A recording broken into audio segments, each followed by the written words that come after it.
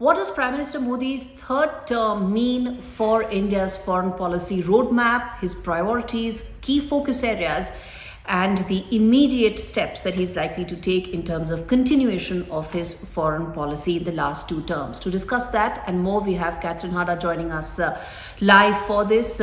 She is a visiting fellow at CSIS, handling US India relations, and she's former US Consul General based out of when she was based out of Hyderabad. Katherine, thanks much for speaking to us. My first question is the fact that Prime Minister Modi is back for a third term. How do you view the mandate that has come in?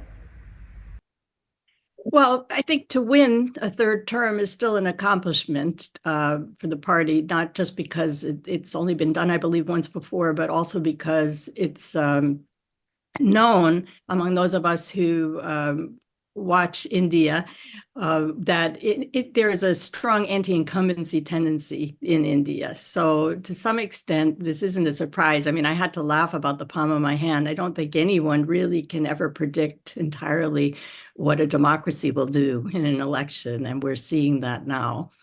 But I think in terms of the mandate, it'll be interesting to see the coalition that's put together. It'll be interesting to see the states. I'm just sort of getting my hands around what's happened in the individual states. But if you look at Andhra Pradesh, where I used to live, certainly that government will have more of a say in an alliance. And then would have been the case, obviously, if the BJP had won outright. So it's going to be a very interesting time for all of us, and interesting to watch.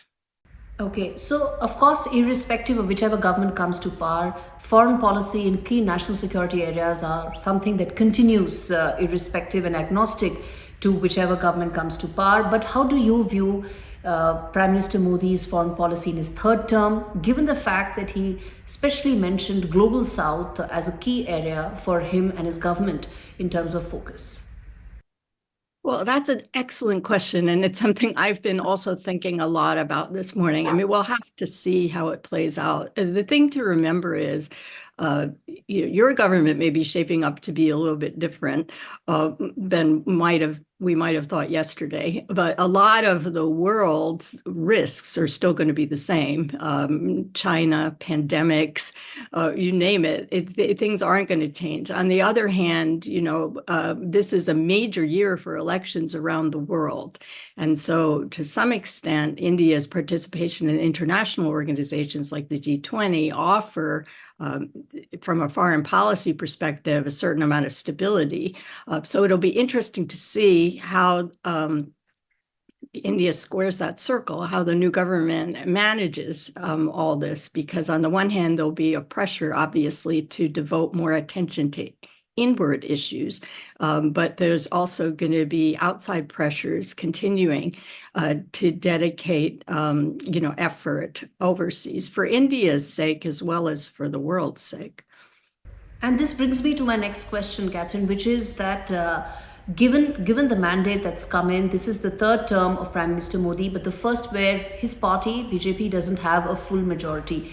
How does that play out in terms of immediate requirements, in terms of focus on domestic areas of concern, along with his long-term foreign policy objectives? Do you think there's likely to be any conflict there, or do you think that is something that happens irrespective of whatever the complexion of the government may be here, in terms of whether BJP has or doesn't have a full majority of his own?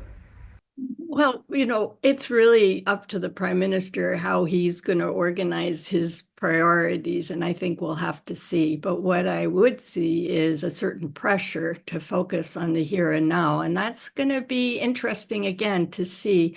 On the one hand, I was reading today that a rural voter was saying, in terms of votes, why are we talking about 2047? I want my life to be better now. On the other hand, I think the prime minister's vision of moving towards making India a developed country by 2047 is a very interesting way to structure goals. We shouldn't only be looking at the here and now. We should also be looking at what we will look like in 2047 and what the world will look like. And this isn't just true of India. This is true for all of us.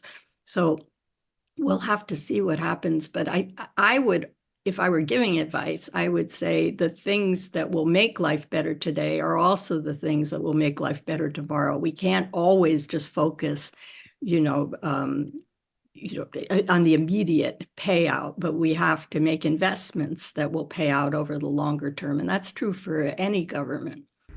Interesting you mentioned that because we talk about semiconductors, electric vehicles, India's position in terms of AI, which is the future of technology, so to say, becoming a manufacturing hub. These are all priority areas and also ones that could define India going forward.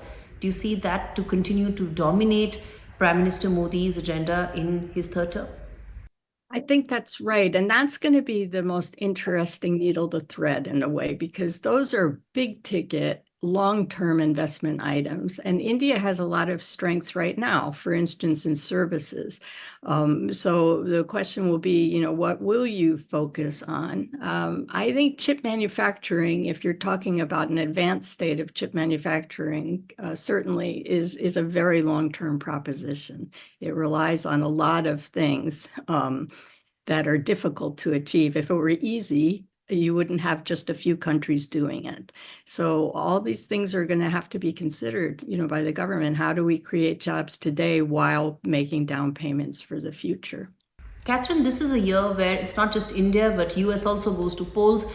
And that could also have an aspect of defining India-US relations going forward. How do you see that in the backdrop of Prime Minister Modi's third term, as well as US elections also coming in, where all polls do indicate that it could be Donald Trump that could be the winner, but US-India relations from here on, how do you see? Well, of course, you're asking a very important question too about what's going to happen with our election. As I see it, we will continue to want to have strong relations with India. And, there's sort of a simplistic thinking that this is all about China. I don't believe it's all about China. I think it's about a lot of issues. India is a huge market. India is a growing force for a democracy in the world. There are all sorts of reasons, pandemic preparedness, and just even pharmaceutical manufacturing. There are a lot of things we're growing to rely on India for.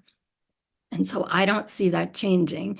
In as polarized a country as the United States is politically in many ways, one area of bipartisan agreement is our interest in having good relations with India. So you can never say never. A lot can happen in the world, but I believe that our relations will continue to grow and become deeper. Okay, before I let you go, lastly, what do you feel are the top 5 priorities for Prime Minister Modi in his third term from a foreign policy objective? Whether it's the neighborhood, where you have Pakistan, China, Sri Lanka, Bangladesh, and of course also from some of the strategic partnerships that he has nurtured and built on. From a foreign policy point of view, I think China will be at the top. I think you've very astutely put the second as the other countries in the neighborhood. And then the third, probably would be World Bank reform, things that on the economic side that might bring benefits back to India. But those are my guesses. I'm not a third-term prime minister, so we'll have to see. Thank you for speaking to us, Catherine. It's important to dissect what this could mean for India-US relations going forward with Prime Minister Modi's third term, and what could be his key areas that could define his foreign policy roadmap in the next couple of years. Thanks much for speaking to NDTV. Thank you very much. It's been a pleasure.